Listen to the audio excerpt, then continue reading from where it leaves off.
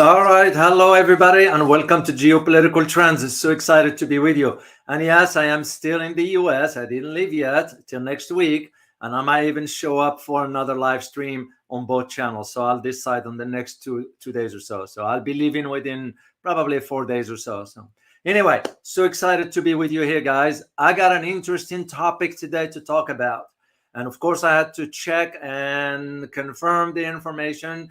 Of course, the intelligence sources inside Washington are saying there is a possibility. Usually when the intelligence community said there is a possibility, that means it is to a degree. This is why you always see the analysis, the intelligence estimates or reports, whatever, come always with the probability. So what I'm telling you here, or what I'm going to be telling you here, is that most likely it will happen. And I will give you the whole reason why that is, given that I wrote a book about Iran. I detailed the relationship between Hezbollah and Iran, and there's a lot to cover. So before I'll get into this, like I always, oh my gosh, I'm already seeing so. Thank you all. I'm gonna have to say thank you. Thank you to Stephen Rozak. Thank you so much for your super sticker. Oh my gosh, I'm seeing a lot of members here. So I'm gonna give a shout out to everybody here who became a new channel members. And this is why I always like to extend my thanks and sincere to you all. If this is your first time on this channel here, please make sure to subscribe, and please do, guys, do not forget to hit the like button, because that's how it's going to move everything out in the algorithm. So let me give a shout out to the new members, because it's very important to do that. So I'm going to start with the new supporter, Safe Islam. Thank you very much for becoming a channel supporter. I'm going to give a shout out to a new channel member by the name of Ms. April. Ms. April, thank you so much for becoming a channel member. Truly appreciate it. Another supporter by the name Ron and Julie Haley. That was yesterday. I believe I saw the name yesterday, from New Zealand, if I'm not mistaken. Thank you so much for becoming new channel members here. So another channel member by the name of Leonard McIntyre. So thank you so much, Leonard, for supporting the channel. Truly appreciate it. Another channel member by the name Army with Harmony. Thank you for becoming channel members, and I truly appreciate your engagements on the other channel, the health channel, and we will talk further. So, and I read your question, by the way. Another supporter for the channel is by the name Michael W.K. Lee. Thank you, Michael. Truly appreciate you being here. And the last person I'm going to give a shout out to as a channel supporter is by the name Yusuf Porbo. Thank you very much, Yusuf, for becoming a channel supporter. I also have to give a shout out to those who bought me coffee. I guess I can't thank you enough. And by the way, I want you to know, anything you support this channel for, I pay it forward. I too like to support others that I feel they deserve the support and so forth, and I want you to be aware of this. So your support doesn't go to waste. I don't do that. So I'm going to start with the Leah Wu. Thank you very much for your support, buying me coffee. I truly appreciate it. Next person is Arnobe. Thank you very much. There are two other individuals by the name someone. I think it's Chris. Yeah, if I'm not mistaken. Then there's Stefan. John, thank you so much. Sunshine from the UK. Thank you very much. Gloria, thank you very much. And Ramzi Abdurrahman, thank you very much for your support. So to all of you, truly from the bottom of my heart, I say thank you. All right, guys, let's get into really, this is a lot to cover, and there will be a lot of moving parts, but I'm going to just provide, like I always do, my own assessments. Again, I spent time on the ground in that part of the world. I wrote extensively about the Middle East, so I kind of have an understanding about all this, what's going on. So we'll start with the key questions here. The first question, and you guys can answer this. In your opinion, does the United States want another war in the region? Because that's what it looks to me. What do you think? Second question is, will this development of now the Russia might be sending the air defense system to Hezbollah, will this widen the conflict? Will Israel have to think twice? Because if there is one thing Israel fears the most, And this has nothing to do with hardwares and no. It has to do with how it was draining for the Israelis back in the 1980s when they got in fight with Hezbollah. They couldn't defeat them. So if there is one group Israel fears the most, is Hezbollah, far more than Hamas. And I'm going to tell you why as I move forward. And the third question, it will be, how would you interpret all this when you look at the other events taking place at the same time, simultaneously? What am I referring here? I'm referring here to one specific trip by the current commander of the Iranian Quds. Well, Quds, if you know about Quds, Quds is the equivalency of, let's say, an ST-6 for us, special SEAL team, Delta Force, some other foreign countries, they have their own special forces. The equivalency in that. Except that the Quds is well wired in the Middle East from both aspects, intelligence and military. And as one who's been in the military, I worked in Washington within the intelligence community. I understand the ins and outs of the IRGC, the Iranian Revolutionary Guard Corps. It's very well. So for the commander of the Quds to go to Lebanon to meet with Hezbollah at the same time, Russia announced that we might be sending air defense systems.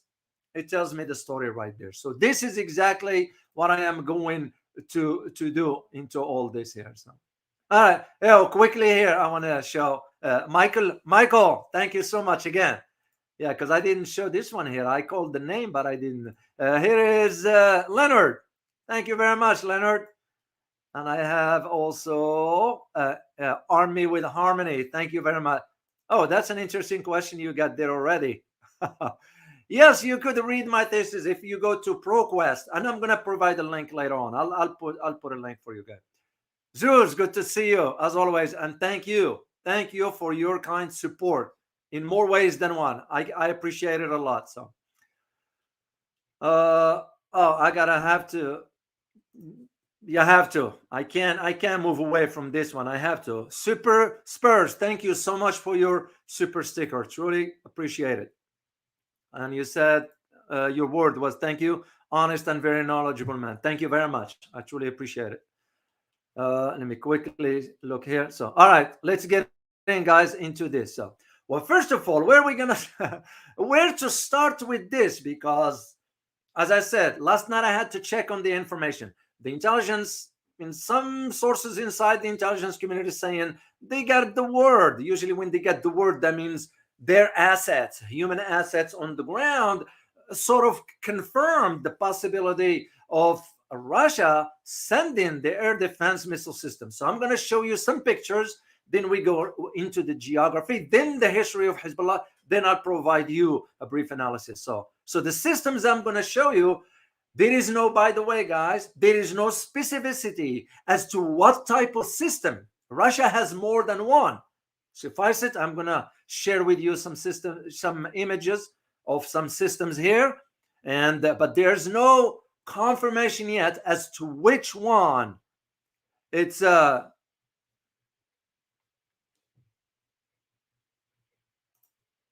okay, which one? It says my screen was blocked. Oh, I don't know. Here's the next one, which is the image I sent you guys. I put on the thumbnail for the community.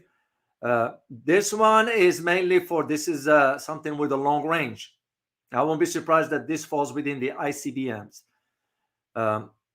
This will be one of the defense systems that at least I'm a little bit familiar with this one here. Here is another one here. And all those are Russian defense systems, because each one of them has its own specificity. Those ones, this one and the next one, those are the recent one. Those basically, it's the S-400 missile systems. And guess what? Turkey has already those. Iran, it will be in the process of receiving the S-400. They already received the S-300. This is why the consideration about attacking Iran is nothing but hypes. Israel can do it. Even the US will not do it because we know what the consequences. So here is the background, because I need to show you the background of this to understand what has been reported is that the Wagner group, when I say the Wagner, we're referring to Russia, basically.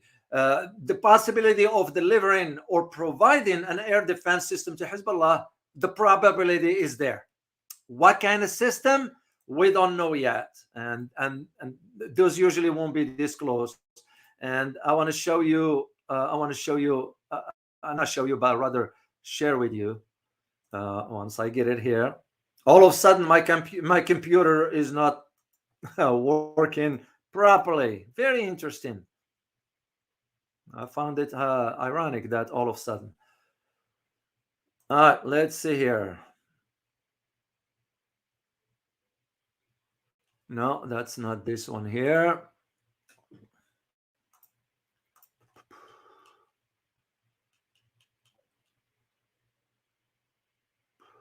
Yeah.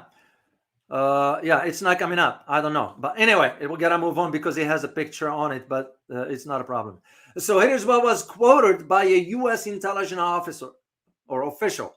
But what you need to understand about how Washington works, sometimes they will leak information to diverge from one direction or another. Now, this one, of course, is very concerning. And the reason why I'm saying concerning, because I got the confirmation that the U.S. already warned Russia. But why the heck you warn Russia? Why will Russia even care whether you warn them or not?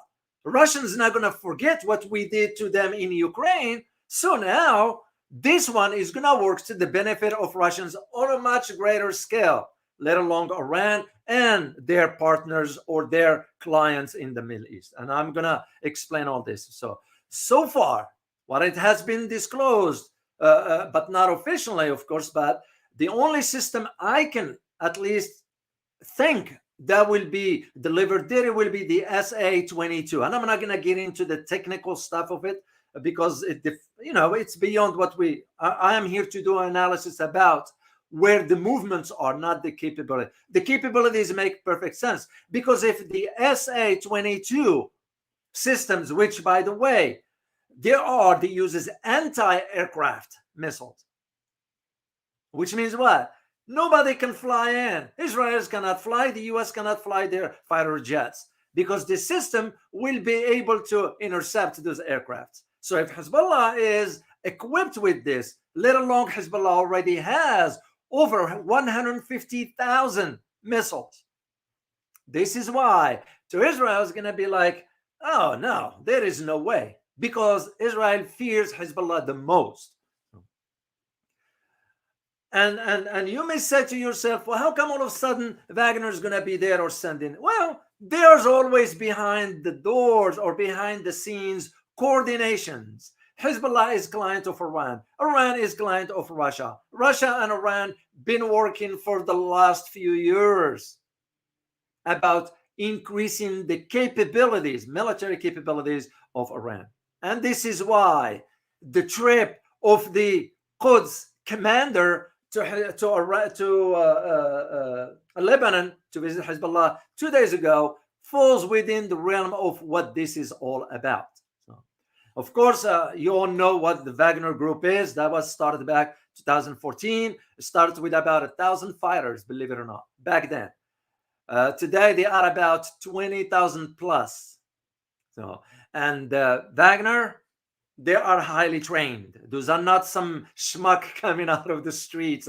Those are former special ops. And Russians then tends to have a very, very advanced, capable force when it comes down to their special ops. So as one again who's been reading about all this, dealing with that to a degree, being in that part of the world in certain former Russian enclaves, like, for example, Uzbekistan. I spent some time over there. You can just see their capabilities. But and of course, you all remember when the Wagner start to expand in Africa and help some countries. What did the West say? Well, they say that they committed crime against humanity.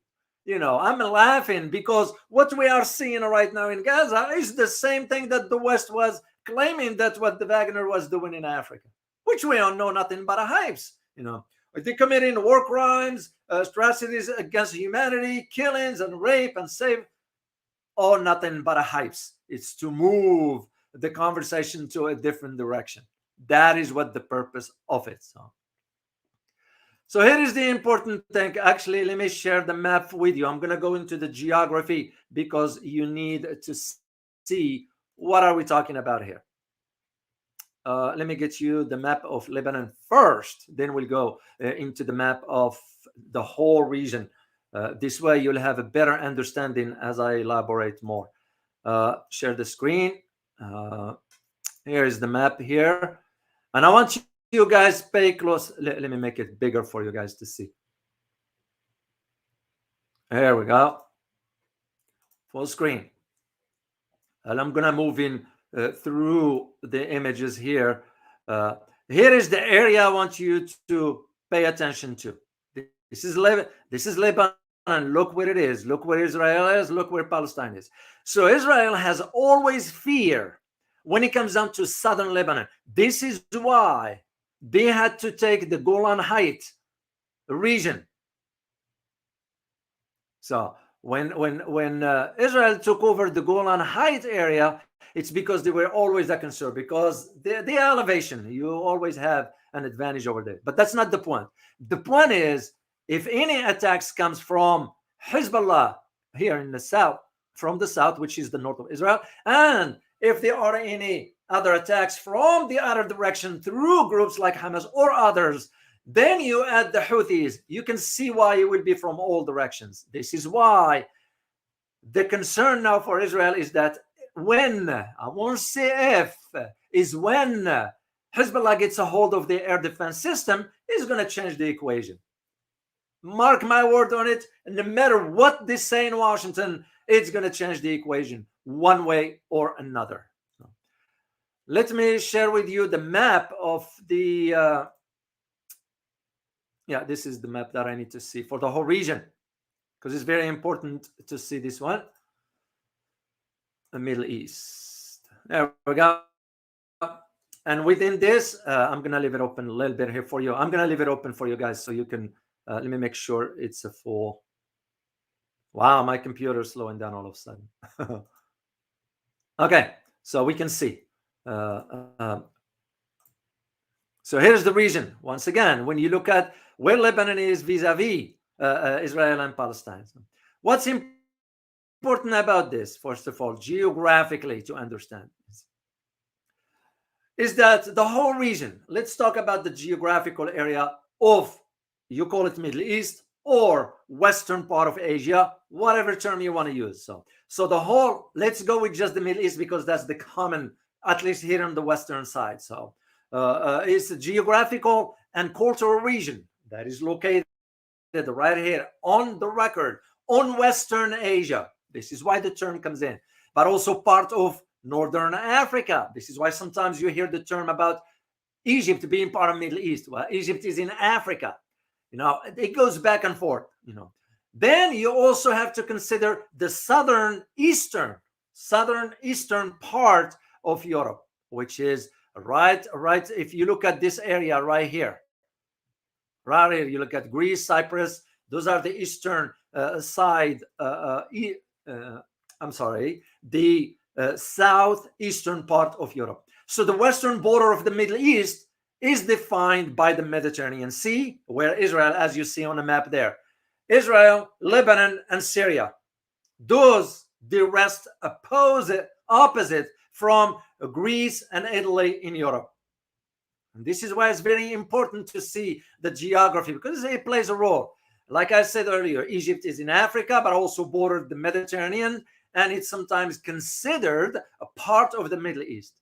While at the same time, you have Turkey and Cyprus literally connected,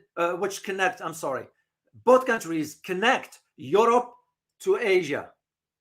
Literally. That's how they are. So what we can ignore, of course, Armenia, Azerbaijan, and Georgia, all located just northeast of Turkey. They are at a time, and I read this through the literature. Sometimes I see it. It was disclosed that they are at times associated with the Middle East, Europe, Asia, or as their own separate region as the Central Asia. This is what's important for you to understand. South of the Mediterranean Sea, as you see on the map there, you have the Red Sea and you have the Red and the Arabian Seas. Those are important to understand, which surround the southern part of the Middle East. You have also Saudi Arabia, Yemen, and Oman, which borders those waters, with Iraq and Jordan, connecting them to the western part of the region. And at the center of all this, meaning the Middle East, rests the Persian Gulf, cutting into the regions and giving it its hook-look shape. So countries along the Persian Gulf include the United Arab Emirates, Qatar, Bahrain, Kuwait, and of course, Iran. Then you go to the eastern and the northern border of the Middle East, which are somewhat difficult to define. It's very challenging. So you look at both Afghanistan and Pakistan. Borders Iran to the east, but Pakistan shares history with India, of course, causes it to sometimes be seen as part of South Asia instead of the Middle East. Some of the countries bordering Iran and Afghanistan's north are Turkmenistan.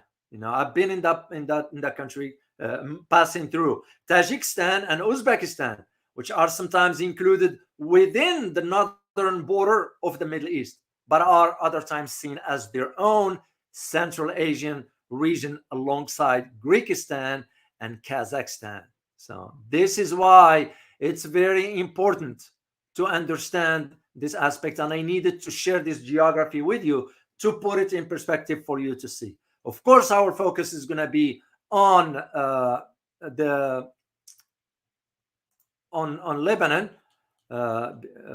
Where is it? I don't see it here anymore. Anyway, that's where the focus is going to be. So let's talk about Hezbollah. What is Hezbollah? And I have an image, I think, for this is the leader of Hezbollah. His name is Hassan Nasrallah. As a matter of fact, he's giving a talk today. I didn't read yet the statements, which I will read it in the original language, Arabic language.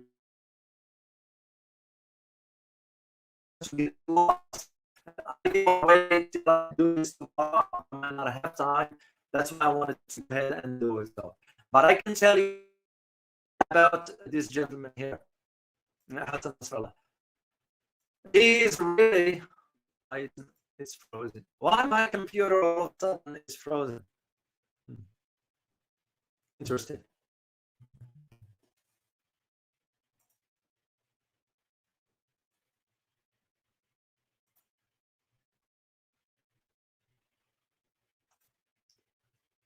Wow. Yeah. I don't know why. So.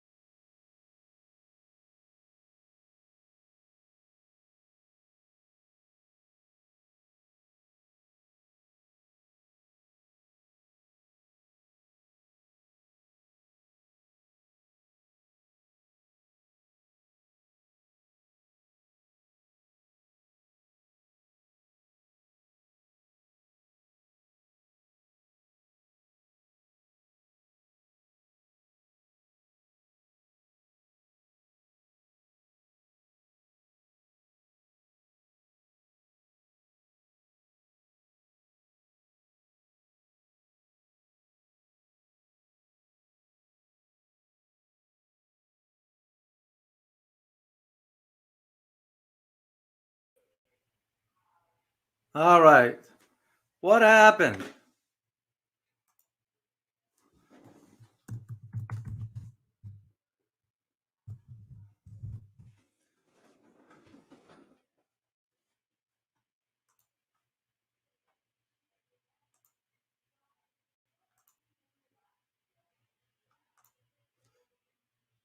Okay, finally.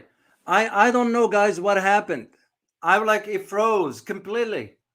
It froze completely. So anyway, I'm glad. I don't know. Thank you very much, Sabah al Khair. You can hear me, guys. So good. I was like, what the heck? Just explaining stuff as we getting into it. So let me pick up where we left off, guys, because I have to cover all this for you before. I don't trust whatever. You all know how it is. So let's talk about what is Hezbollah. What is Hezbollah itself? Well, Hezbollah is the word Arabic is Hezbollah, which means the party of God.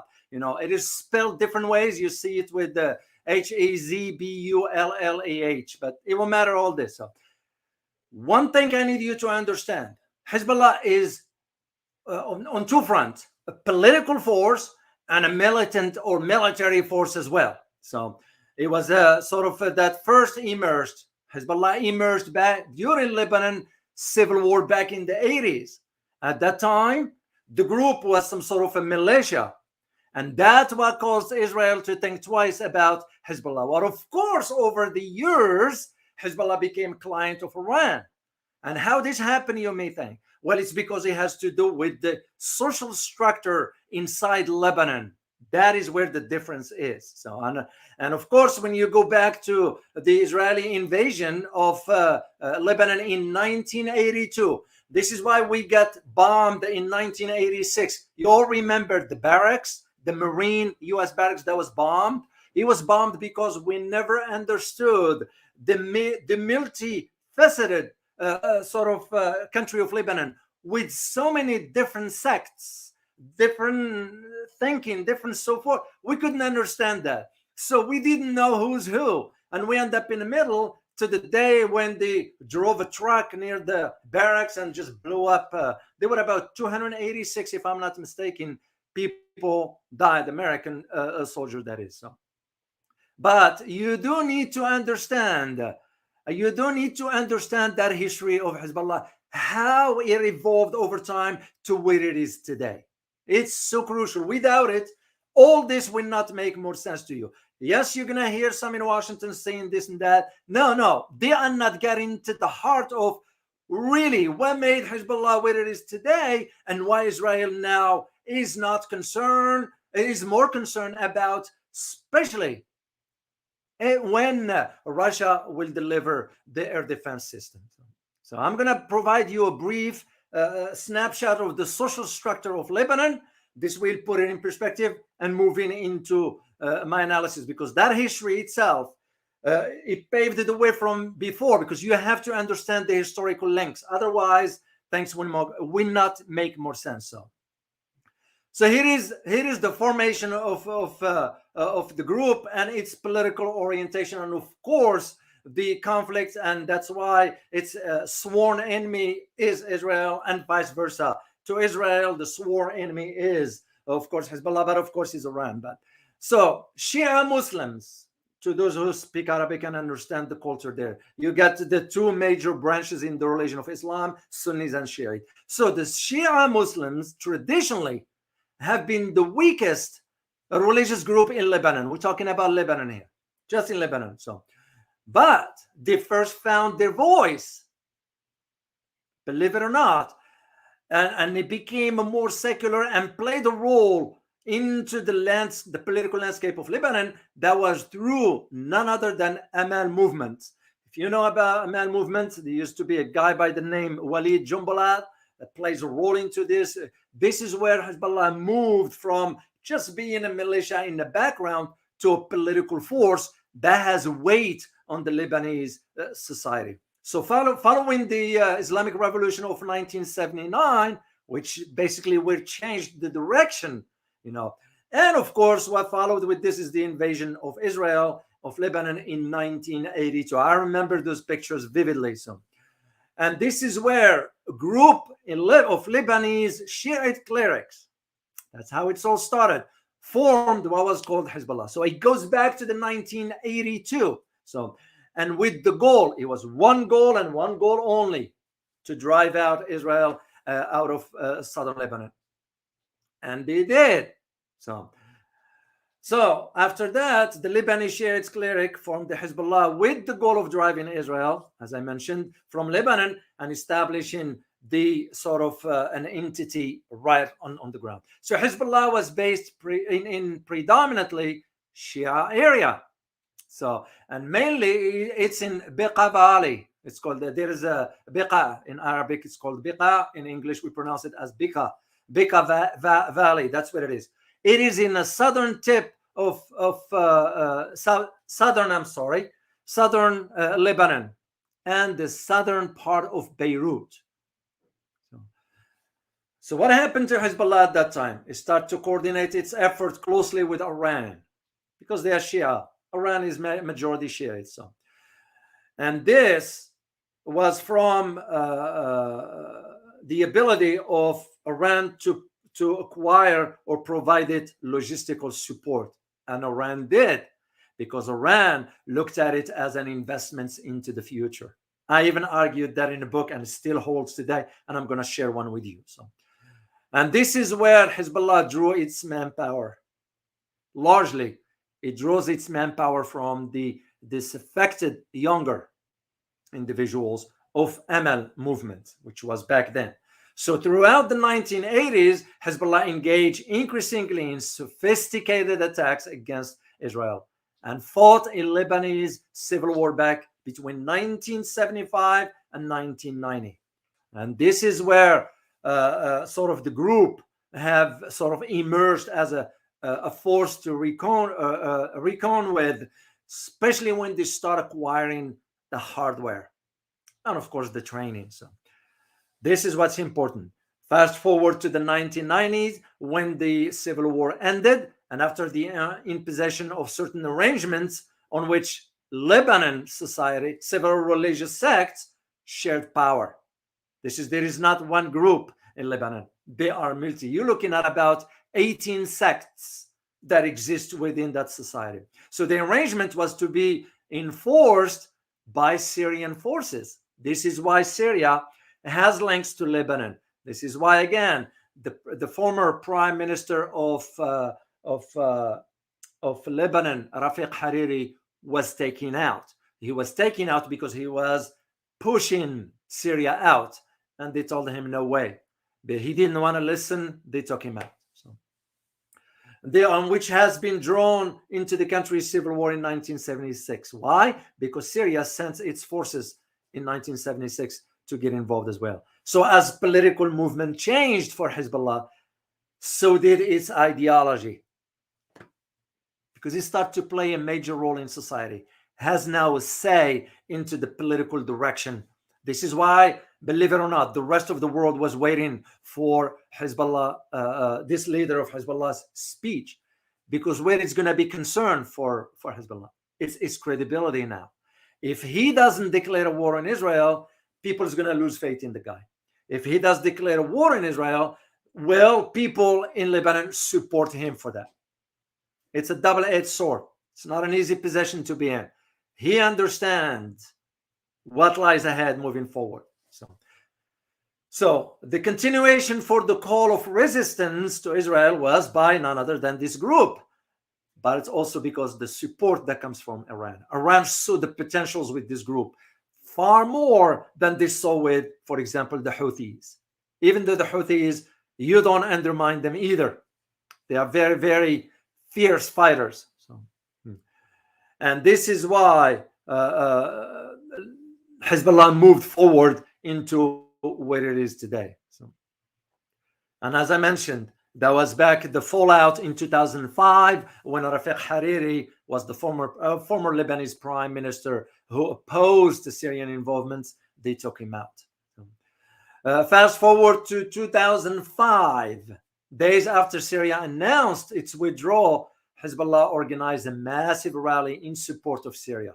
This is why Lebanon is a client of Syria. This is why Iran gets involved in Syria. This is why I mentioned to you yesterday the surprising turn of event of the meeting between Turkey and Iran. Both of them support the two separate groups from the end of the spectrum. And yet, when it comes down to Israel, they converge on the same objective. So, and that's what happened back then. So let me tell you something about Hezbollah, about Lebanon. Not Hezbollah. Lebanon, how it is a mix of different religions and so forth.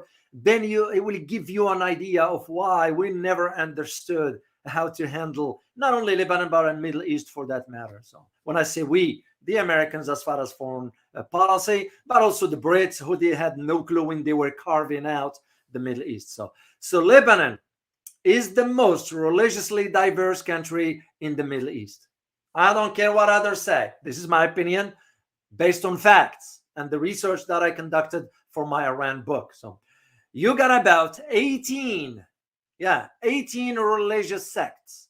The country, Lebanon as a whole, recognizes 18 different sects. That includes, and I'm going to give you stats here based on the research I conducted, 4.5% of Druze, 31.9% of Sunnis, 31% of Shia, and small percentage of Alawites and Ismailis.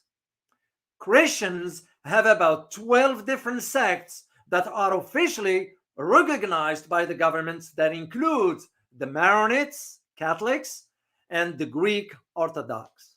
So, and this is when you look at the Middle East. Let me share this map once again with you guys, because I need you to see. It's very important to see this as I talk about it. A lot of people, especially here in the West, they don't understand this dynamics. And then you can't be talking about the whole Western part of your Asia or Middle East for that matter without having a grasp of what really these dynamics are all about. And this is where majority do not understand those dynamics. Yeah, they read a book or two and call themselves experts. No, it doesn't work that way.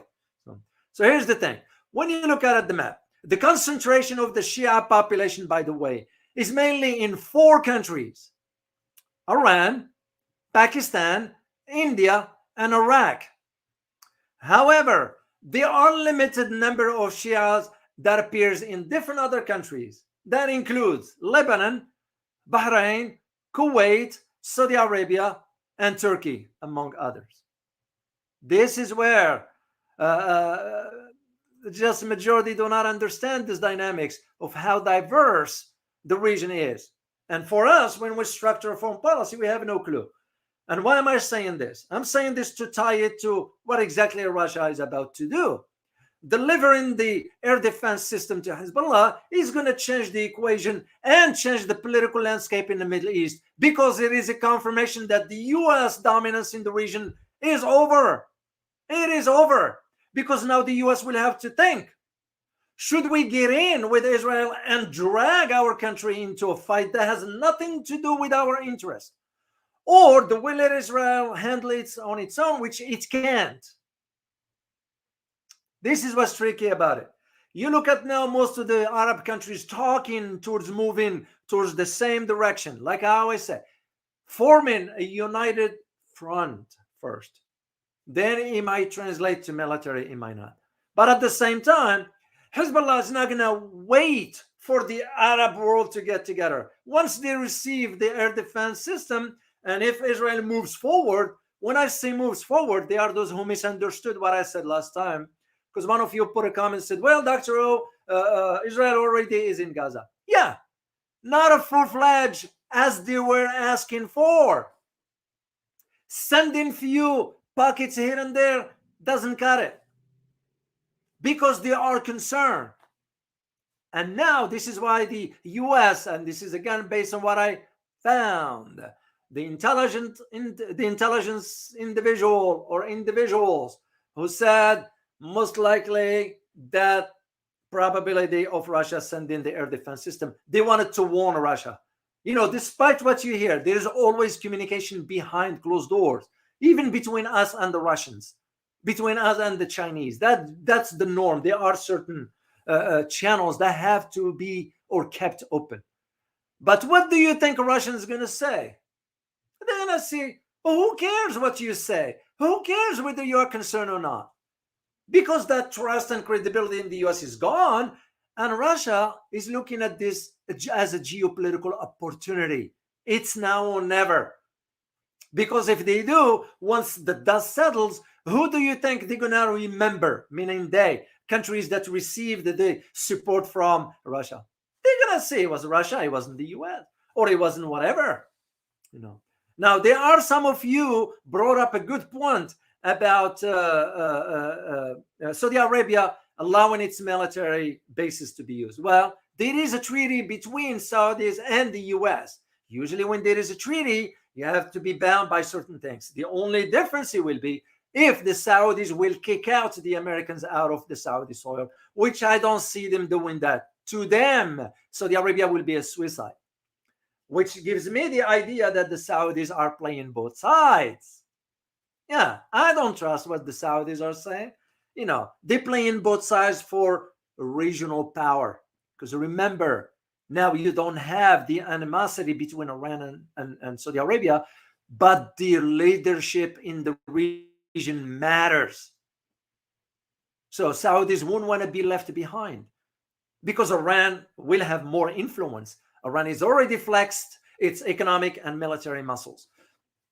And I will not go as far as saying flexing its ideology as well, because Iran doesn't care whether the majority of Muslims become Shia or not.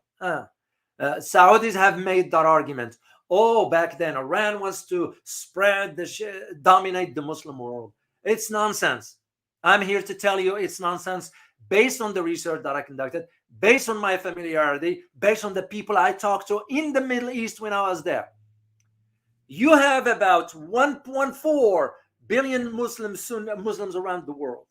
Out of that number, you got about 170 million Shiites. Give or take, I'll go even 200. How do you expect 200 to dominate the 1.4? And second thing, other countries is not going to accept it. This is where that difference is. So it becomes the question now as to where this is going to know. So understanding, this is why I wanted to provide you a read of the social setting in Lebanon to understand the different groups. Because without understanding that, these things won't make sense to you. Because now the issue is not about Sunni Shiite, Druze or Alawite, Maronite Catholics or Greek Orthodox. It's not about that. It's about a common enemy. To them, common enemy is Israel. And this is why there is the exchange between, I had an image, and I don't know why this is not working this way, but I'm going to get it for you guys here, because you need to see that one. It was already an exchange between some forces of Hezbollah and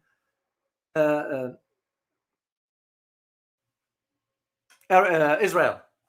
It was already one there. But this now is different.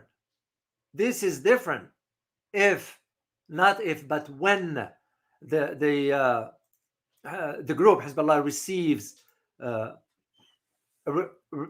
air defense system. That's going to change the equation. There is no ifs and buts. It is, and it's going to happen. That's just the way I see it rolling. Just pretending otherwise, I just don't see that argument. So now understanding these dynamics here is going to make a difference. Why? Because the calculus for all organizations is going to change. They know that. They really know that there is no other way. There is no other way. And that's where I see the whole idea of this difference that the air defense is going to make on the ground. As I said earlier, nothing happened in a vacuum, right? What do I mean by that? The trip of the former commander, or not the former rather, but the current commander of Al-Quds force. So But to understand also the Quds force, you have to understand the structure of the IRGC. There's a great article out there, really a great article. I'm going to share the link with you later on by an individual by the name Lial Khalif. I read it, very to the point, and I agree with some of the contents of it. So, and this one has to do with the understanding the structure of Lebanese, the Sunnis, the Alawites, and so forth, Maronites, and the Greeks, Orthodox, and so forth. It'll make perfect sense for you to read that article when I share it, and I'm going to share it with you later on. Anyway, so let's talk about the IRGC. But before we talk about the IRGC, I have to talk about who can tell me who's this individual on this picture?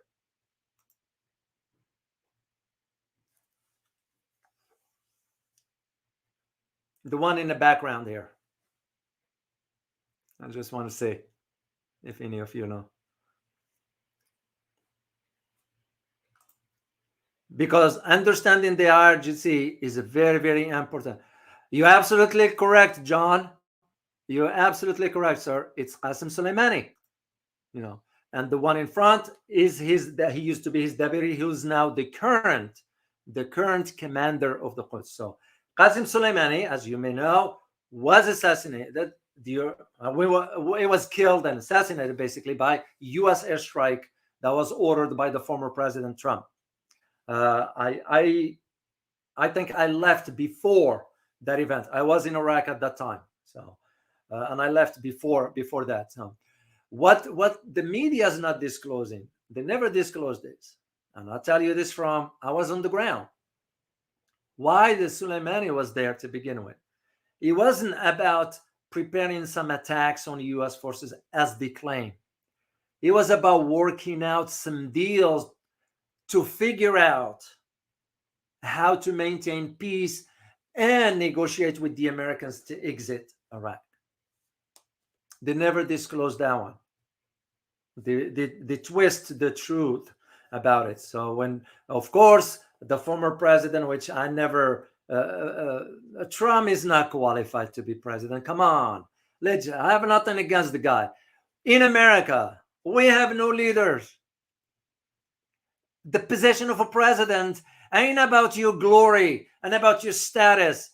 You have to understand how to manage a very difficult global order in which you have to think about the welfare of the society first. In other words, you don't drag the society into a war like what our current incompetent president is doing. The idiot that doesn't even understand what he's doing. Do you blame him also? The dementia, you don't make fun of somebody's illness or whatever. We're all going to get old one day. But if the person is not, I got to charge my laptop here before it dies on me. Before you think about something, you're going to have to think about the welfare of society. Biden is not equipped. So then Biden, so the one, Trump, so the ones before him. Gone the era where at least you used to have some, even if you think about this Lebanon thing, okay? You go back to the 80s. What happened in the 80s? Do you guys know what happened in the 80s? And I'm going to give you a name of a president. And if you can tell me what happened. The president name was Ronald Reagan. What happened? Especially when it comes down to Iran in the 80s. So I'm going to keep moving here while you guys type in the answer in the chat box, and I'll check it out later. So one thing was about Qasem Soleimani, and even high-ranking generals here in the U.S. admit this, that he was brave, he was charismatic, and he was beloved by the troops. So that's why he used to travel around the Middle East. We were aware of his movements and all that.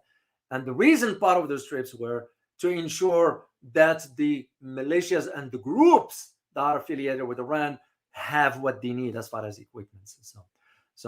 And he was basically the Ali Khamenei, the current supreme leader of Iran. funny, his name, almost similar to the previous guy, was Ayatollah Khomeini.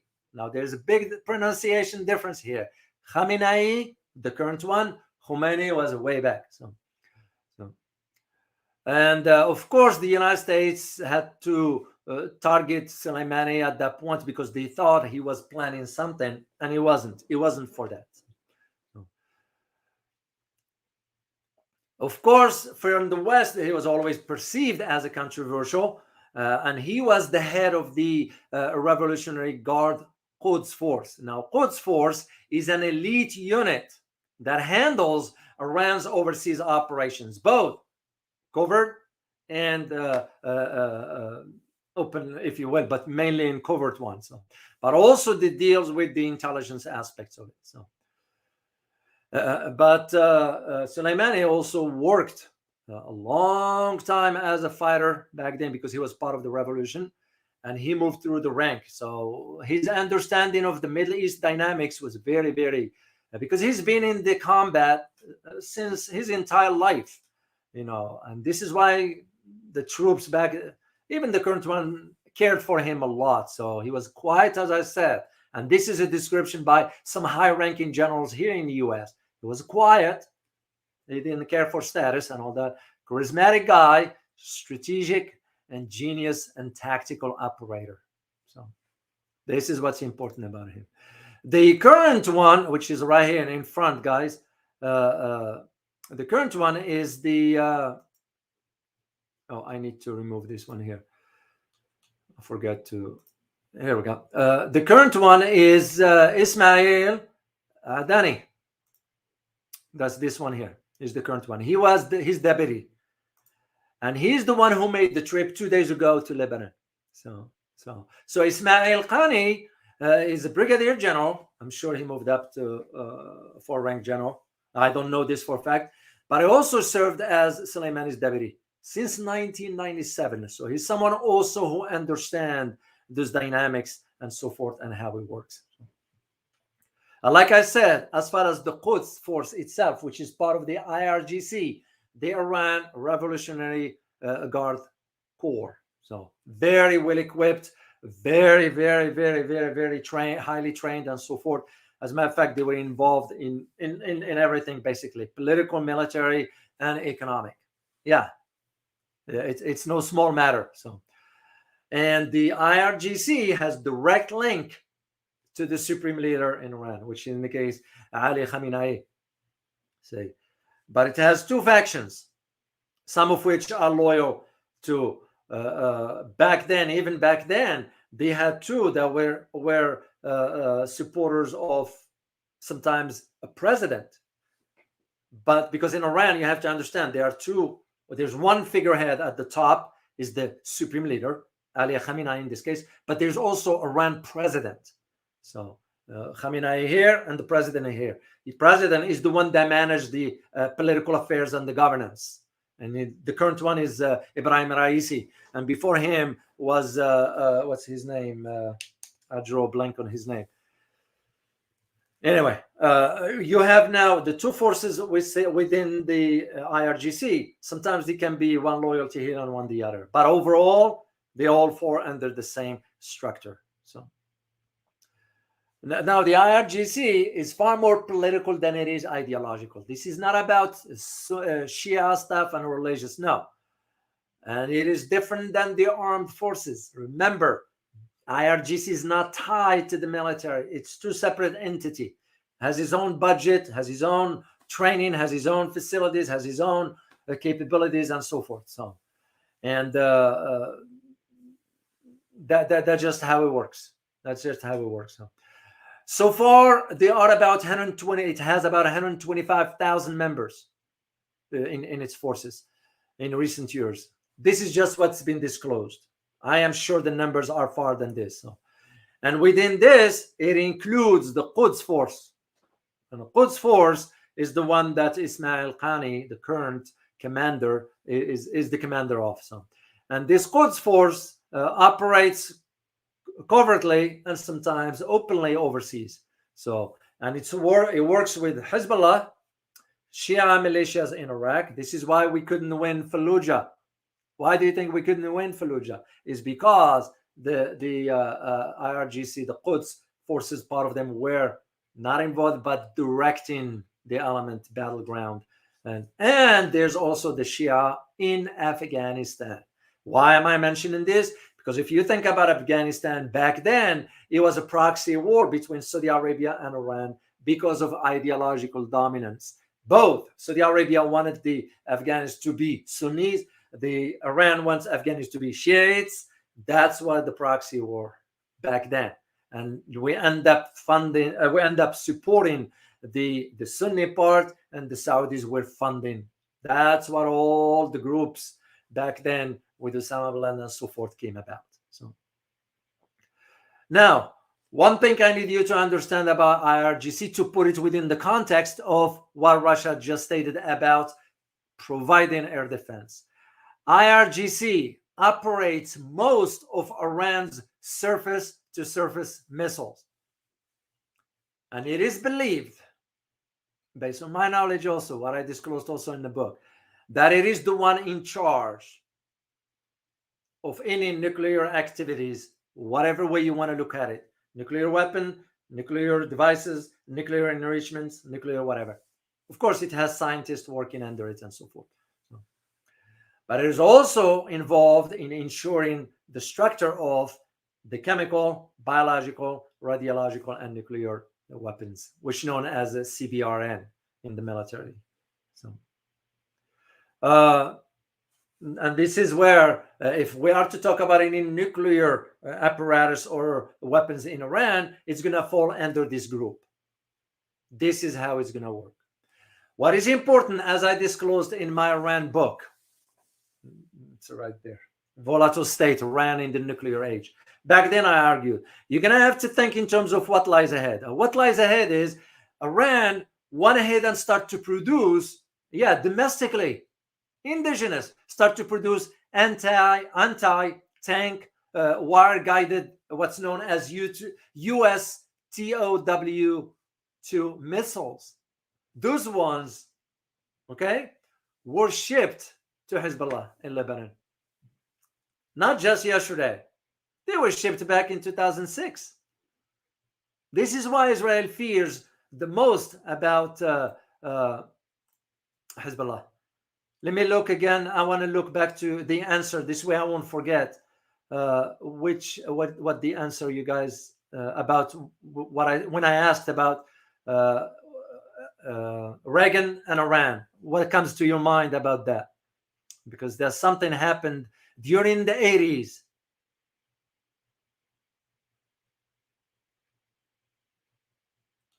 If you guys remember in history. Oh, I see somebody pissed here. What's going on, guys? Hey, what's going on? Piss off. Why, you didn't like what Robert said or something? Yeah, you guys keep it civil, please. Please, I will not. I don't care if I shut this down, whatever. All this doesn't mean a thing to me. What it means is civility. It's very important. So I am asking you, please. Keep it civil. I will really appreciate it. So I guess you guys didn't answer this one. So anyway, what happened between Reagan and Iran? Well, the Iran-Contra. How did Reagan won the elections? It's because an arrangement was made with Iran to release the hostage behind closed doors. This way Reagan come forward and said, look, I just released the hostages from Iran. The deal was cut behind the scenes. And why the deal was cut? It's because it became clear that Iraq, which was involved at that time in war with Iran, it became clear to us that Iraq will not be able to defeat Iran. We end up switching sides and providing weapons to both. That's what was the deal about. So, and I disclosed it, and I'll read it to you later on so you know that there is a record for it. This is why what you see in front of you might not be all what it is. The U.S. warning Russia, what if the U.S. is even saying to Russia, we're okay with you to deliver the air surface missiles to or air defense rather to Hezbollah? Do we think we don't know the capabilities of Hezbollah? And this is why we are thinking, if Israel moves forward, which I don't foresee now that the word got out. That's why I wanted to do this for you guys, because you need to be aware of. I don't see them going. Once you have that thing, you start shutting down, and the systems in Russia are deadly accurate. But the consequences of it will widen the geographical borders of the conflict. And who's going to end up suffering the most? Civilians. This has always been the concern. Now, the question that comes out of all that, will Israel resort to using nukes? Which will be a suicide for them if they do. Yes, they do have them. It's not a secret. I talked to you about the Daimona back then. So let me get back to my analysis here briefly as I keep going quickly here on the stuff that I need to talk to you about. So the idea that Iran developed certain technology. Remember, we placed sanctions on Iran since 1979. 1979. Iran's still standing. So the sanctions didn't work, basically. So Iran also developed UAVs, which is the unmanned aerial vehicles. So, as a matter of fact, it perfected its technology to the point that even Russia buying now the drone from Iran doesn't need to develop its own. They are ready to go. Turkey is developing its own. And this, for Iran, paved the way to produce other capabilities, such as aircraft and drones with stealth capabilities. And this is what Hezbollah has in its arsenal. That's why Israel will have to think twice about all this. And by the way, this ability for Iran to produce this domestically and developing these UAVs with a high precision, they also have the bombing strikes in them. This is why I argued Israel will not be able to attack Iran because they know the consequences. Tel Aviv will be showered. Most of the cities in Israel, there is no going underground, whatever. They developed major type of missiles. The only way that you're going to have to counter that, meaning Israel in this case, is by using nukes. Using nukes is going to lead to something outside the realm of having other countries stepping in, mainly from the Arab world, not the West. The West is weak anyway. The West now doesn't stand for what's right anymore. So we can't even include the term West in the same sentence. Because to me, that's... I'm talking about Turkey, for example. I'm talking about Pakistan, for example.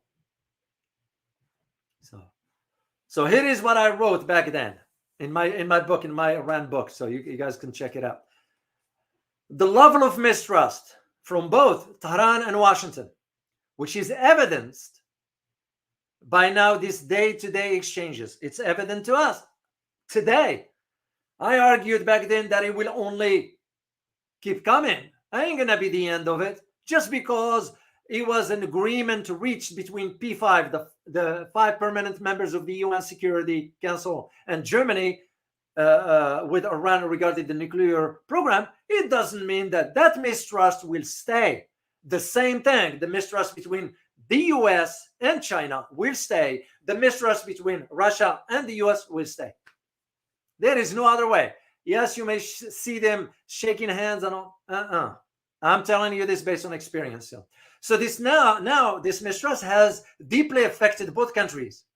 From the US perspective, Iran's attempt to undermine US geostrategic interests in the region hindered the US and proved politically inconvenient. This is what the US saying. But that was nothing but heights because we're seeing the changes on the landscape. From Iran's perspective, the reasons for the breakdown of the relationships are both economic and political and geopolitical as well.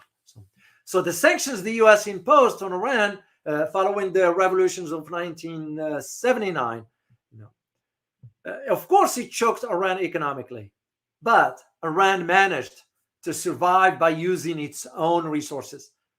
In addition to, of course, black market. They had a black market, access to black market. And the reason for it is to circumvent the sanctions.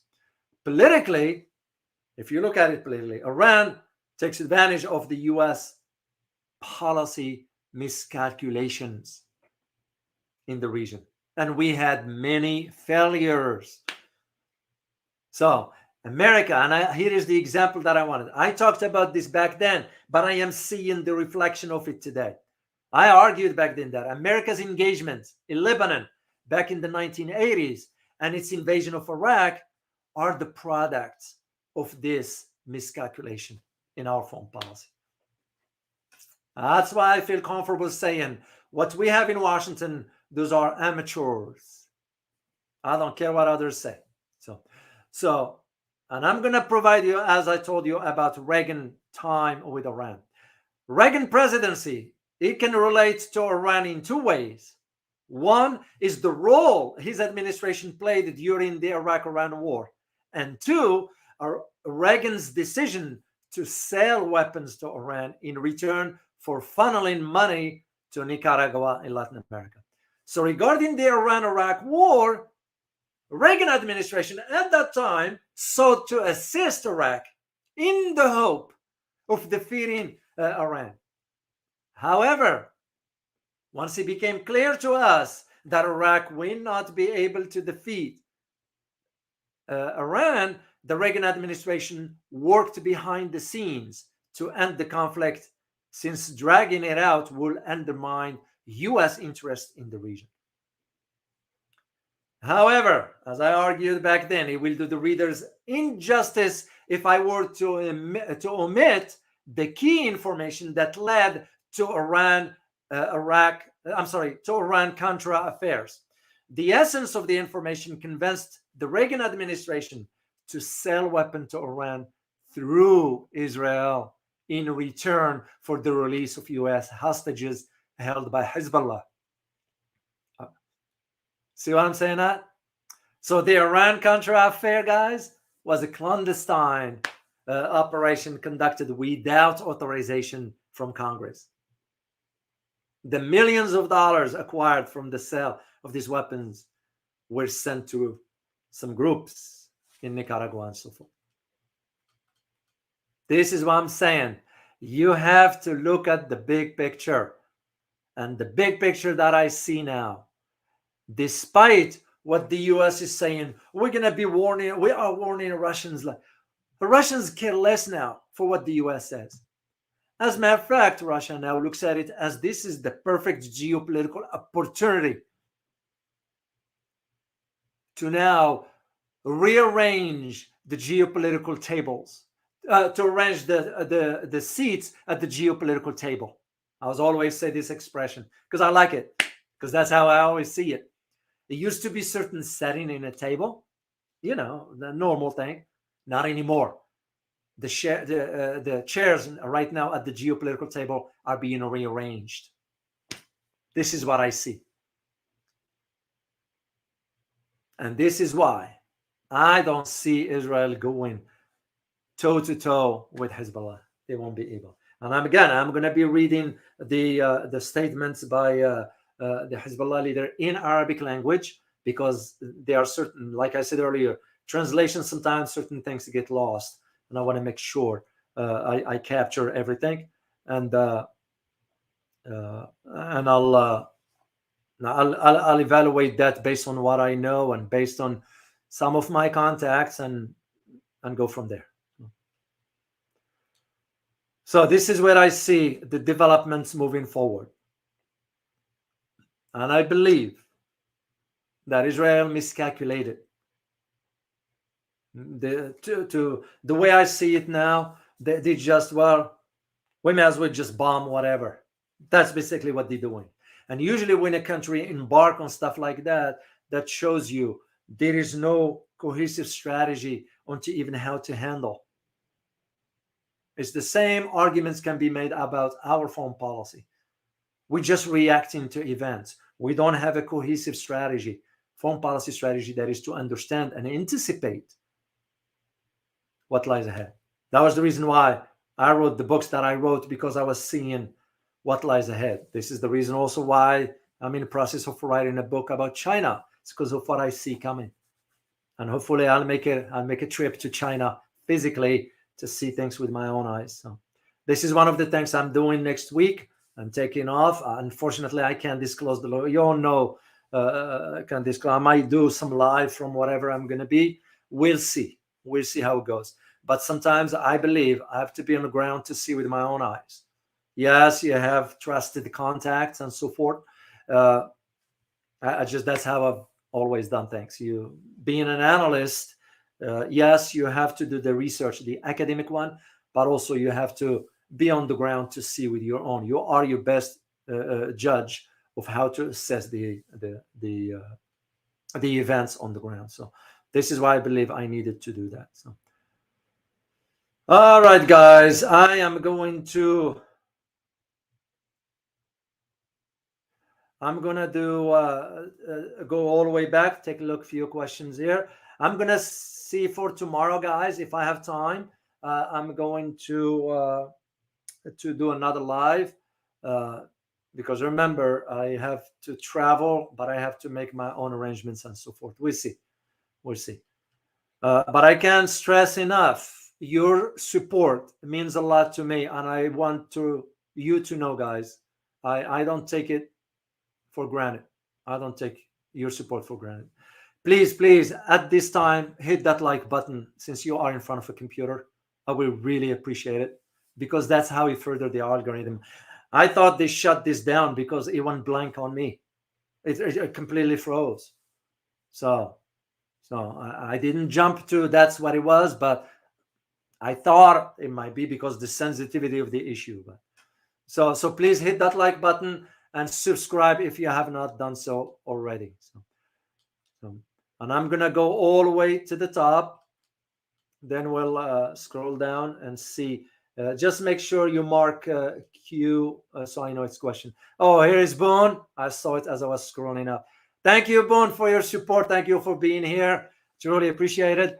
Was the ship explosion in Beirut an accident? You mean the one back then about the port?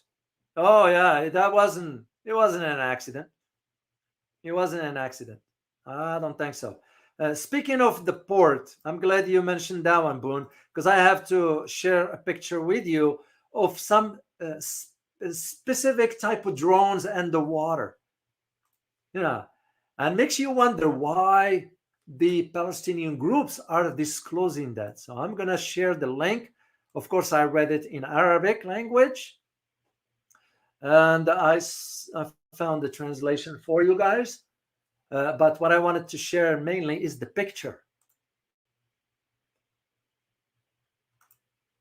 Very interesting. And I'm going to leave it on the screen as I read for you for one paragraph of that one. And I'll post it for you guys, of course. Here is what it says. Water hell.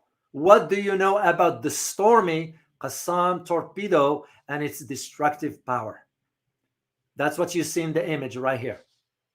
That's a torpedo, And it says, from the moment the Qassam Brigade announced the new storm torpedo, a number of experts around the world were interested in examining the video to find out anything about this new mechanism.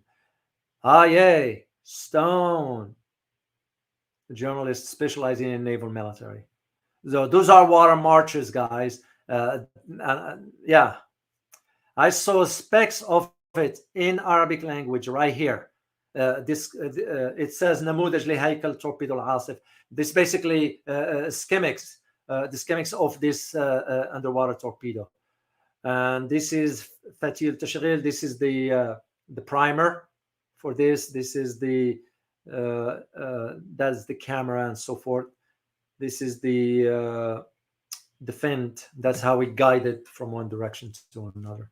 So I just find it very, very interesting that also the declaration by the Palestinian group stating about this one. So I find it very, you have to look at, like I always say, guys, and I don't like to repeat myself, but you have to look at it. Nothing happens in vacuum in geopolitics. There is no way.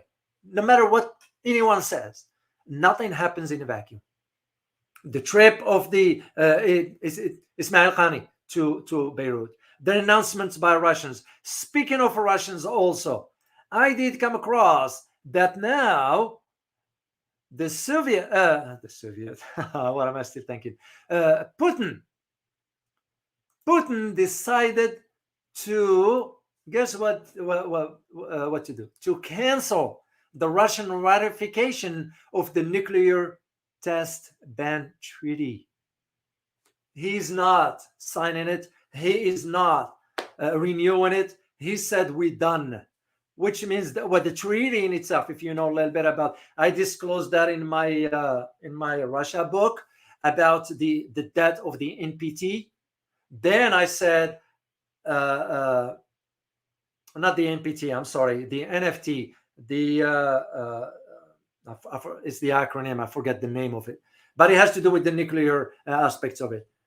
And Russia now saying, forget about all that. So, and it was just signed yesterday.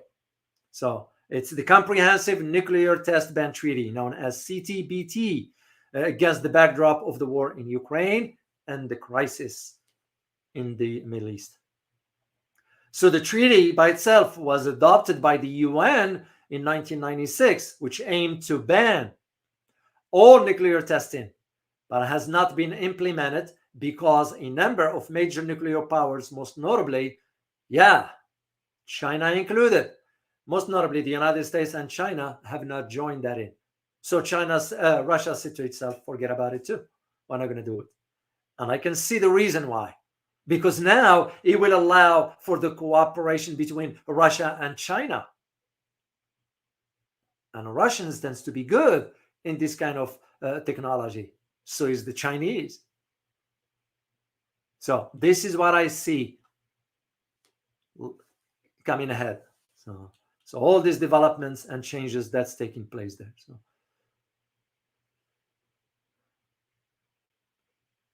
All right, I'm gonna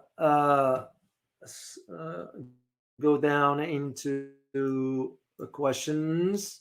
And by the way, guys, FYI for the members, the channel members, I will be meeting with you at the end of the month for a Q&A that will be exclusive for the channel members and so forth. So, okay, let me see some questions about geopolitics here. And I appreciate you guys keeping it civil. Thank you so much for that. Thank you very, very, very much. And I didn't forget about the story of North Korea. I am working on it. To confirm a few things. Then I will basically I will only have Monday to do that story. Otherwise, I'll have to wait till I get back. So, I want to say thank you to Shavina Godar. Thank you so much for your super sticker. Truly appreciate it. And I hope I pronounced the name correctly. Shavina Godar. Thank you so much. And once again, to the supporters for the Buy Me Coffee, guys, thank you so much for your support. I will pay it forward. I want you to know. Your support doesn't go to waste because I don't do that. And I have to thank one individual specifically here, is Zuz Lian. Is the one who really suggested this. Thank you so much, Zuz. Really appreciate it. Athin Wu, good to see you. David K. Let me move down. Abel Malcolm, good to see you as always. Rick O'Brien. There are some new names here, guys, that I see the first time. So please make sure to subscribe. I would really appreciate it. And we'll move forward with this. I saw a question earlier about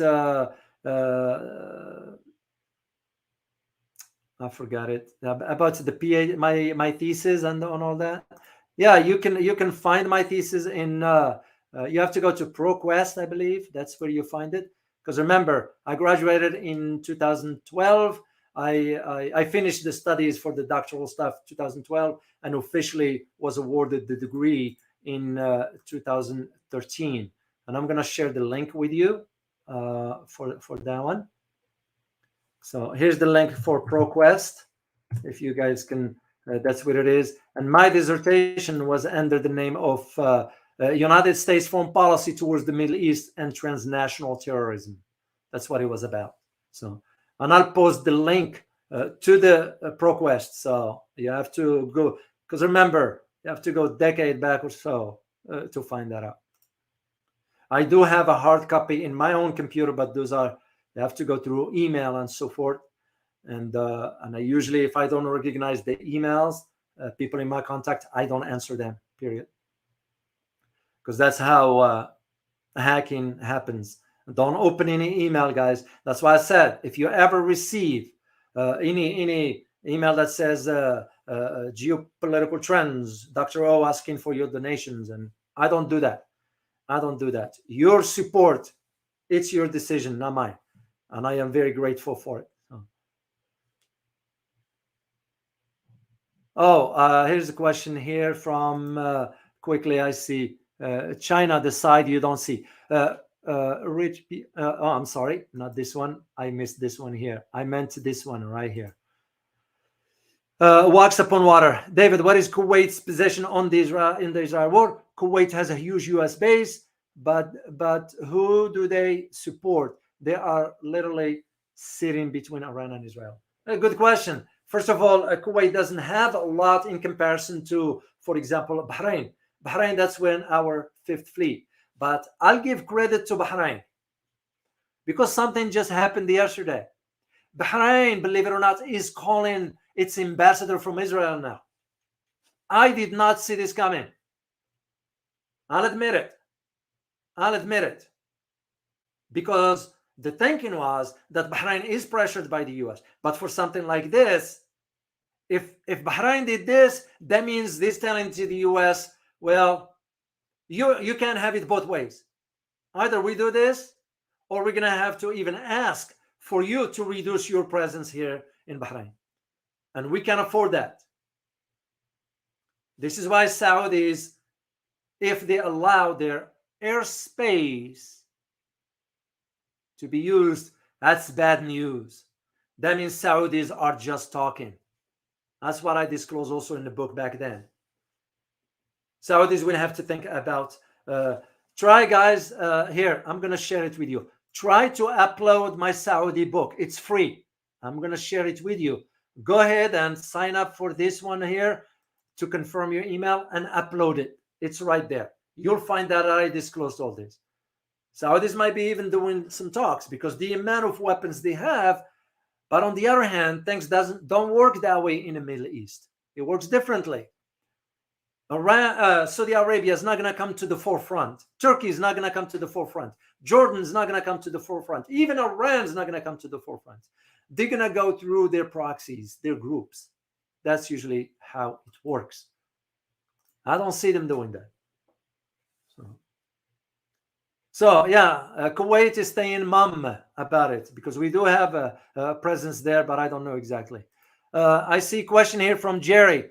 Jerry Dacchino, thank you so much for your support and your feedback. I read your comments, by the way. Thank you very much, Jerry.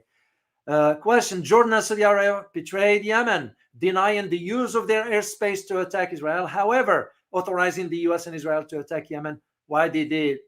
Yes, you are right. I was aware of that. I've been in Yemen. As a matter of fact, we were the one providing the intelligence for the Saudis. They didn't know. The Saudis don't have the capabilities. I'm going to share something with you.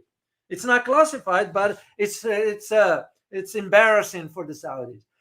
There used to be some high ranking way up in the chain of command. They will say, we won't fly with the Saudi flying the plane. We want an American to fly the plane. Yeah. So we were providing them. Yeah, shame on them. I mean, let's be honest. Let's be straightforward. Do you guys know the atrocities the Saudis committed against the Yemenis in Yemen? The disgusting targeting of civilians? The ugliness of what a human can do to another human? The starvation? There is an image that I kept for the record, and I'm going to share it with you because you need to see it. I wish I can find the picture.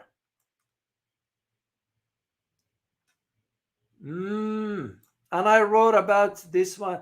It's in one of the videos that I did. The starvation of the Yemeni kids because of the bombardment of the Saudis, who received the target coordination, the coordinates rather, from the US. We were fueling both. And by the way, it wasn't just the US, it was Germany also, it was France and the UK. Because that was a proxy war between Iran and Saudi Arabia. So, yeah, you're absolutely correct. Shame on them. Shame on them. All right, let me see one more question or two, whatever there is here. I'm scrolling down, guys, just to see. See, this is what I do for the members, the questions, because that's all I do. I don't talk about anything else. Question from Francis Tango. Good to see you, Francis. You put, how do Russians troops get into Gaza? Via sea or land? And if via land, which country? Why would they go via land? They can just fly in. Or do you think they're going to be targeted, which will be a problem? Because something like that, I am certain that the Russian president will order some MiG, either MiG or Su-35, to escort those troops. Plus, Wagner Group has ways of moving around. Yeah, they've been in Egypt about 3 months ago or so. So I don't know. I don't claim to know. But if I am to think, they have ways. They'll fly to some other country. As a matter of fact, remember, there are 2 bases of Russia in Syria, close by. So they fly into Syria. They'll protect the entire air corridor coming from Russia to Syria. What else? Who dares to attack them? They will be a suicide for the country that does that. So that's what I see. So I see them landing in Syria first, then from Syria, just go through trucks or whatever mechanism they're gonna use. Flying in all the way to Lebanon? No, they're not gonna do that, because that basically become a target. Why would you want to do that? And why would you want to trigger attention anyway? Yeah, they're not gonna do that. Okay, good question. Good question, Z. You meant to say a question where China stands. You mean on the conflict? Well, China made it already clear that the Palestinians, the reason they are reacting to all this is because they have been illegally occupied, as the term China Foreign Ministry, actually President Xi, used. Those are measured words. Those are not some hypothetical. There is a reason why China is saying that also, because China is now comfortable enough, geopolitically speaking, to come forward. China was always quiet. China has always done things behind the scenes. If you notice, throughout their history, they never brag about things. That's not like us. For us, we always wanted to show. We wanted to show because it's the ego. Chinese culture is different. They'll do things quietly, and because it's the result that matter. So, and this is why I'm saying this dynamics now with Russia declaring the possibility of sending its air defense system, and China sending extra warships. You can put the 2 and 2 together and figure it out. Because there is one aspect. You can see one aspect. It will work to both Russia and China if the US is bogged down in the Middle East, because that means less attention from the Pacific. But I don't see that, because that's why we are propping up, I'm going to use the term, the servants. South Korea, Japan, Philippines, give or take, even though it's leaning into that direction. Australia, Australia is gone. Australia's gone. And now New Zealand. But even with propping up all those, they won't be able to move an inch because, and India to a degree, by the way. India is going to be behind the scenes doing when it suits its interest, because that's how India operates. I don't say India, you can count on India. You can't. Boon, did I answer that question right? That was about the port Yeah, it wasn't an accident. That one wasn't an accident. There is no way. There is no way.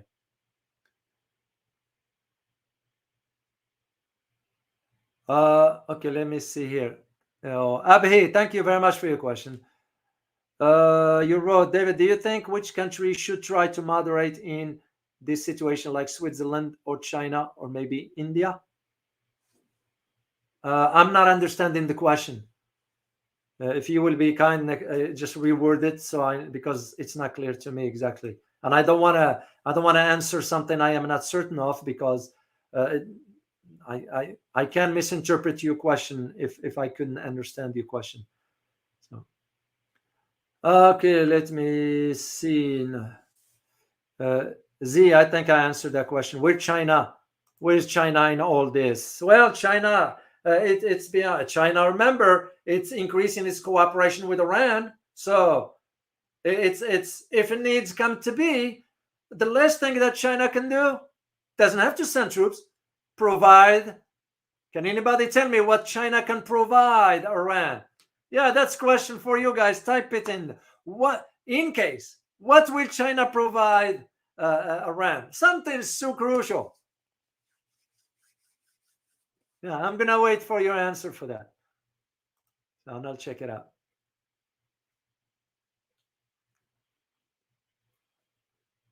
Oh, Abdul, thank you so much for your super sticker. Truly appreciate it, man. Much appreciated.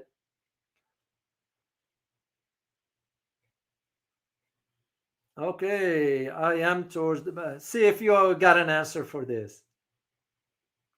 Oh, AC Lee, thank you very much for your super sticker. You wrote, thank you for doing this in your busy schedule. Uh, you're almost welcome, one. And second, uh, it's my passion. I have passion in this. I'm putting my heart and soul into this. I'm not doing it just because I want to be in front of a camera. I care less for that. I never wanted the spotlight. I don't do this. I went through a career. If you only know what I've done around the world, never talk about status to me doesn't mean anything. But this means a lot to me because I am noticing, guys, you are learning something. And I'm learning from you as well, by the way. I am learning from you as well. So thank you so much for your super sticker and truly appreciate your continued support. It means a lot. Oh, that's an interesting one here. Again, will people eventually forget Ukraine? Well, Ukraine is already forgotten. Ukraine, I feel comfortable saying it's a failed state. It's gone because we want it that way. We're the one who created that.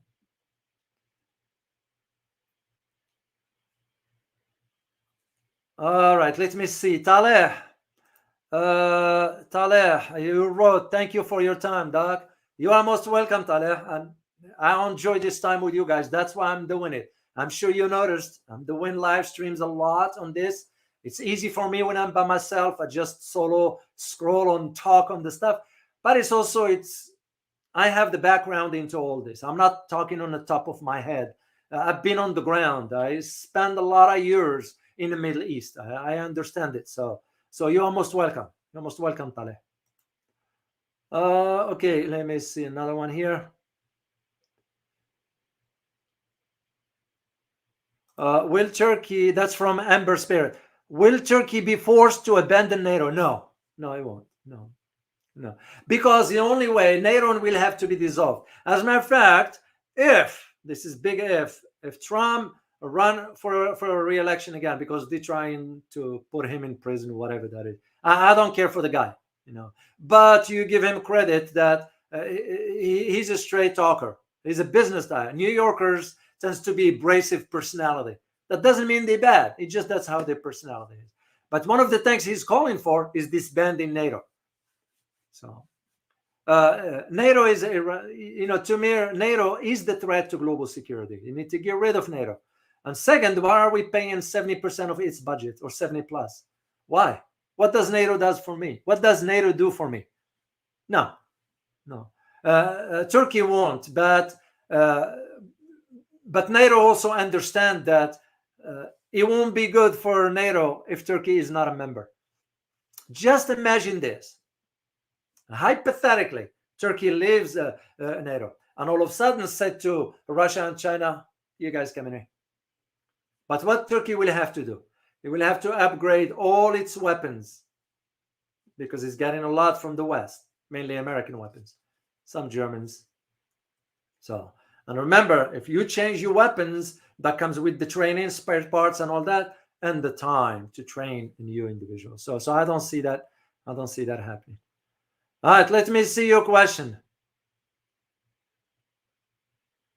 I'm sorry, your answer rather.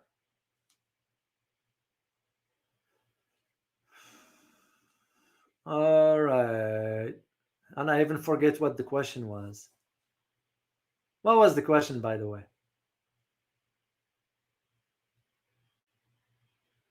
Yeah, I forget. See, this is why it takes the delay, and it really moves you into something else completely.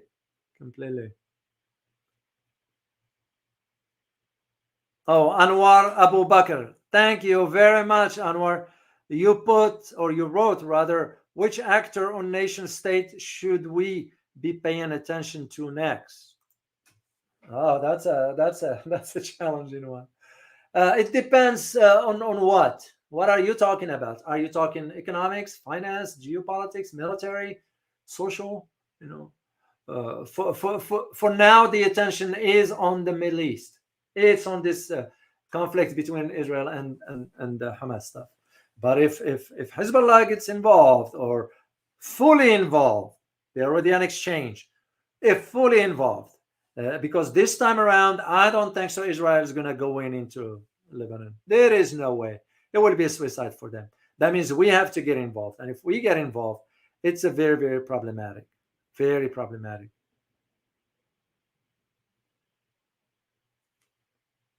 No, not on this one here, Krim. Duncan, you put, isn't Russia too tied up in Ukraine to get involved in Palestine? And if they did, would the U.S. move in? No.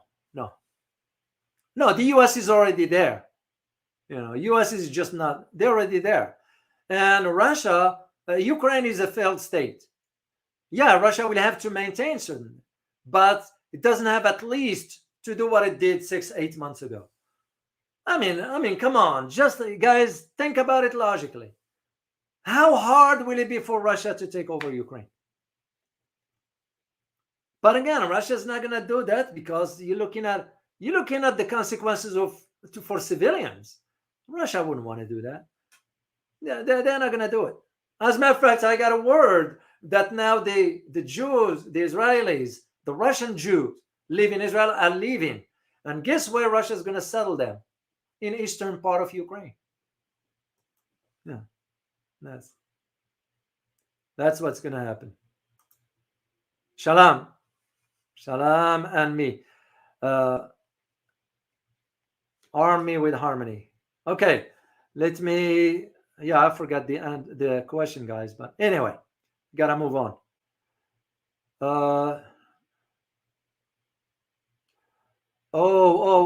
You. Oh, yes, I got the answer. You got it right. You got conservative. You got it right.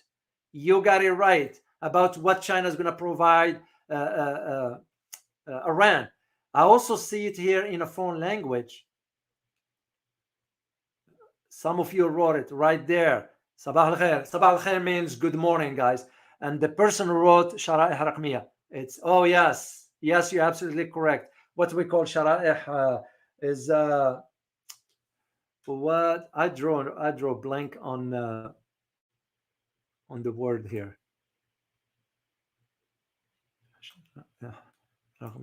I draw a blank on it. I couldn't remember. Coordinates. But the key, it has to do with, there is another one. It has to do with Beidou. You're absolutely correct. And just think about the tactical advantage to that. Iran now has the exact locations, the exact movements of the Israeli troops.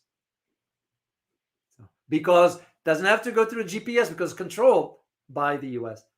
That's the minimum thing China can do. What can Russia provide Iran? In addition to some other hardware, there is another thing Russia can provide Iran. And this one has to do with the technology for jamming the communications of the Israelis. So just between two, China and Russia. And of course, that technology is going to be transferred to the groups on the ground, Hezbollah and the others and so forth. So you guys are absolutely correct. Beidou, that's what it's going to be. The drone also to a degree, but Iran has enough. I had a chance, by the way, to look at some images. I wish I would have put them. The bunkers for Iran where they are storing their missiles and all that.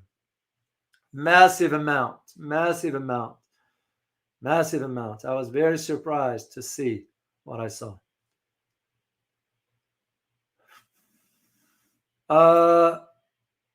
Michael, thank you for your question. David, you agree that Russia's role is acting as a good treaty partner to its allies? They are tried, tested, and true friends to all allies. So the SCO treaty will be enforced to protect Iran. Good point. Very good point on this, Michael. And I can see it. But also, we cannot ignore, I can't stress this enough, we cannot ignore the role, the geopolitical aspirations for Russia in this.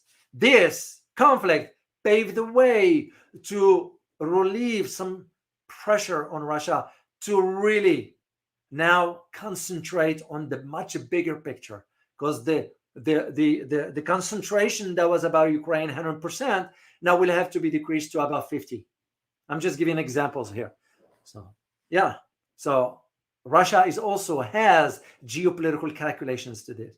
This is why I said earlier, what we're gonna be seeing is now the chairs at the geopolitical table will be rearranged, but not to the West favor, or not because Israel thinks it has the capability, because we were trying to maintain that capability for Israel. Not anymore.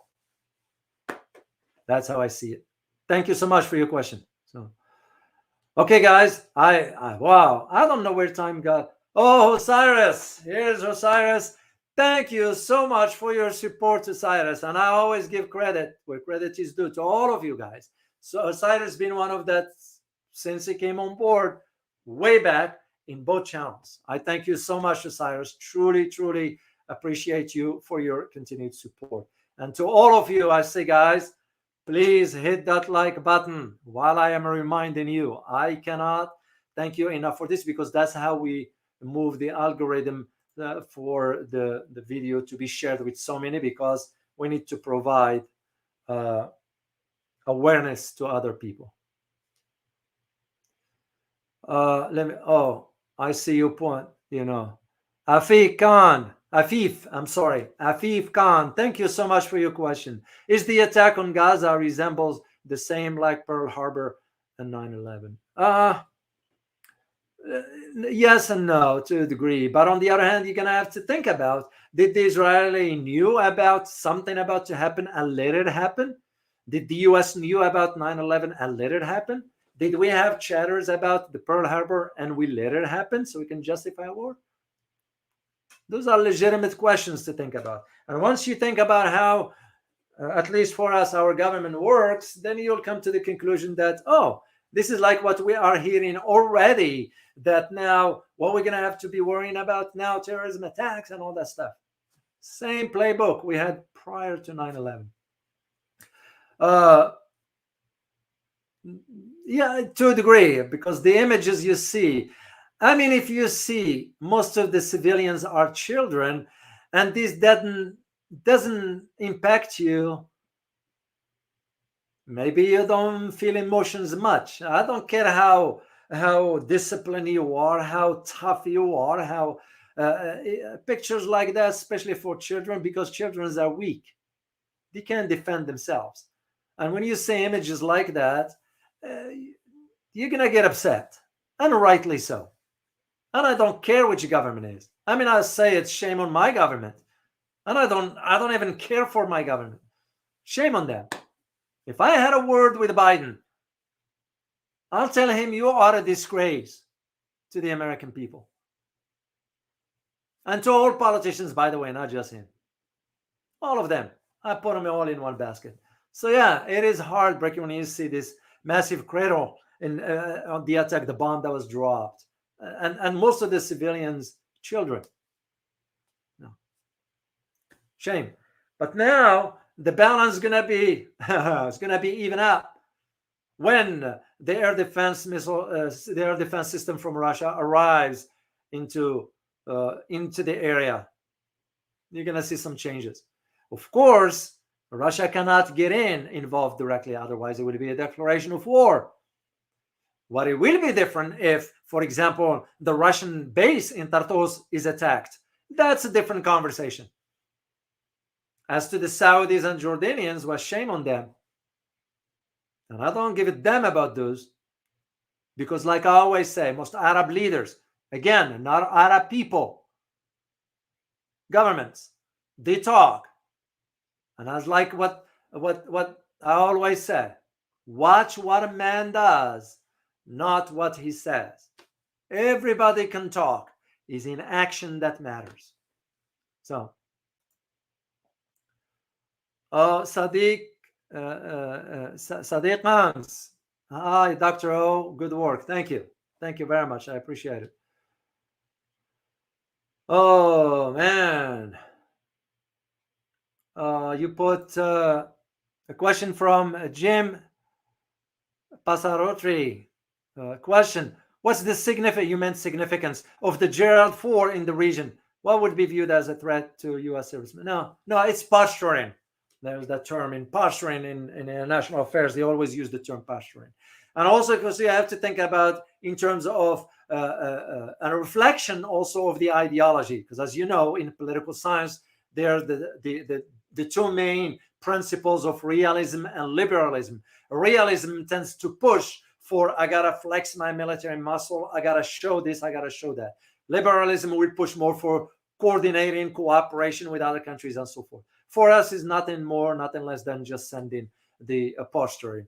Where the challenge will be, if, this is big if, let's say an aircraft, a U.S. aircraft, getting into, which it shouldn't be flying to begin with, got into the area of Hezbollah and they got shut down by an air defense missile system, then that becomes a problem. What the argument is going to be, what are you doing here in our airspace? That will be the first question, because we shouldn't be there to begin with. What are we doing there? So we are there because we wanted to support Israel. That means we are part of the conflict. If you are part of the conflict, that means you become a target. Simple as that. So for now, it's just for posturing. Remember when we do the same, when we send an aircraft carrier to the South China Sea, what are we doing? Just posturing. No more notice.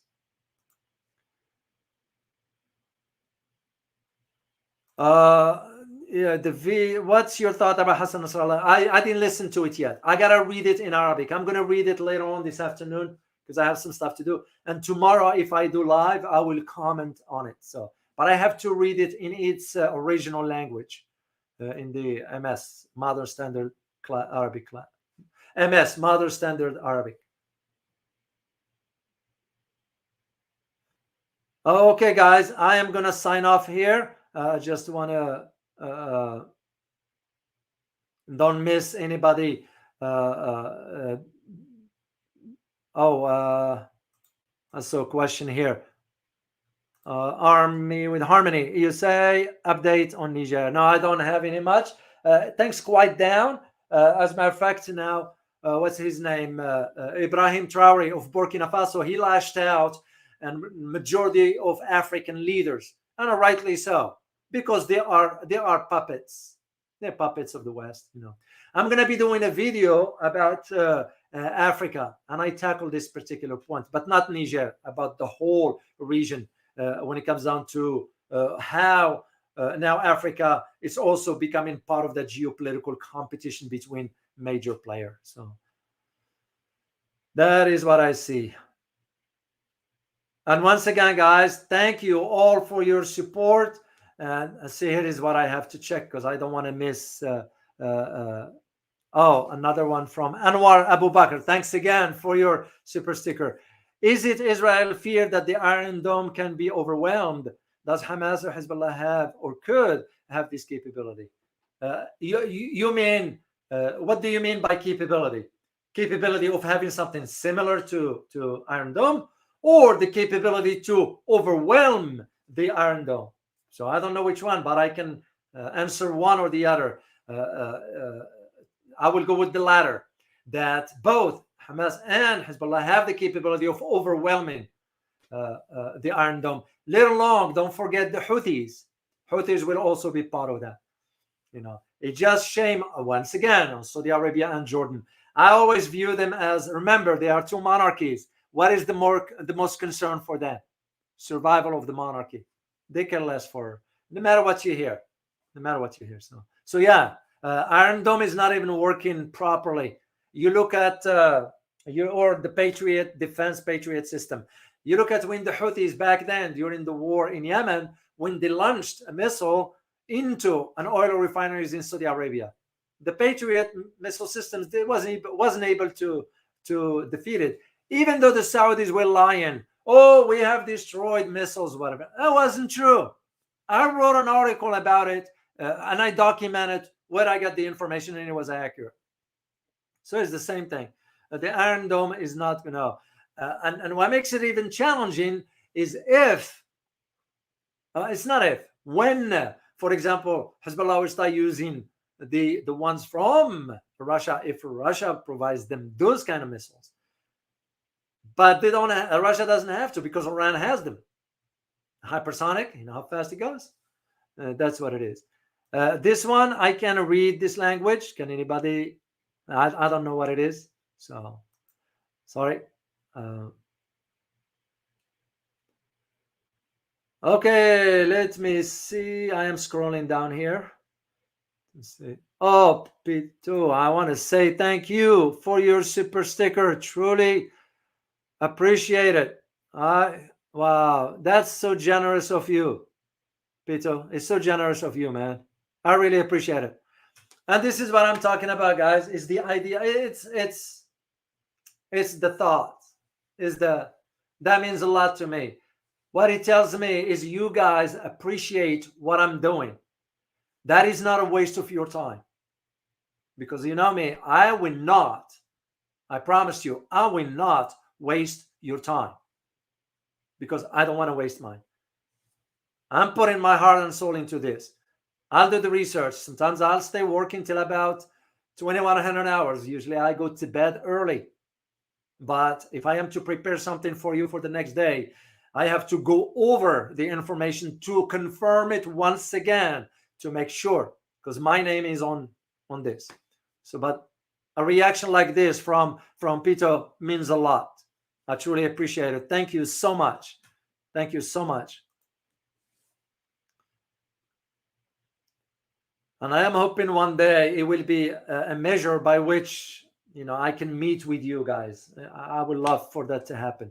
I would love for that to happen one day. So, Viton, thank you so much for your super sticker. You wrote, do you see any tension between Kosovo and Serbia? Well, it started back then. Now it calmed down. Things didn't hold up, because we remember what NATO did back in the in Belgrade, and bombing we all know. How can we forget?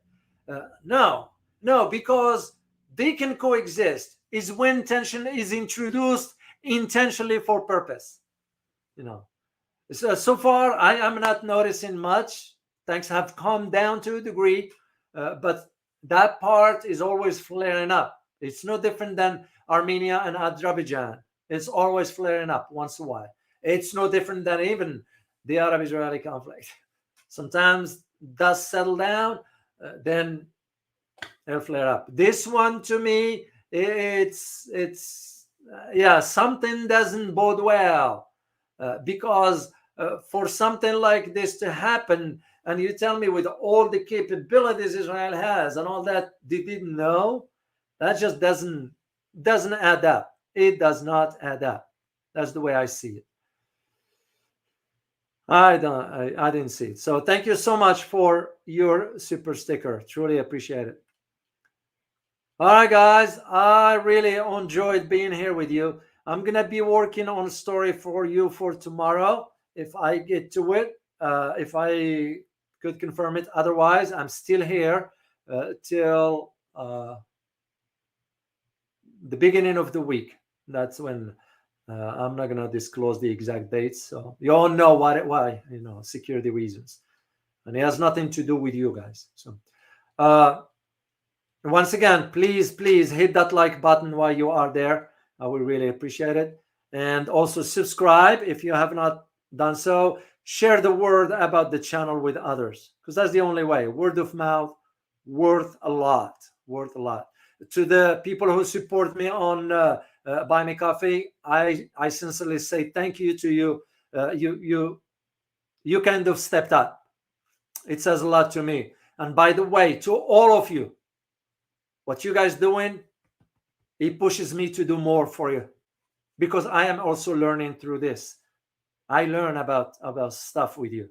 So it is you benefiting from it. I am also benefiting from it, because I am learning as well. And I thank you. I can't thank you enough. So, well, guys, I wish you a good afternoon. I wish you peace, prosperity, whatever part of the world. Enjoy your weekend. And I might see you tomorrow, Saturday. Tomorrow is Saturday, right? Yes, it is Saturday. I might see you tomorrow if I confirm something. Otherwise, I will see you at the beginning of the week. So I hope you all well. And as always, remember, geopolitics impact your daily life in more ways than one. Till next time, guys. Bye-bye.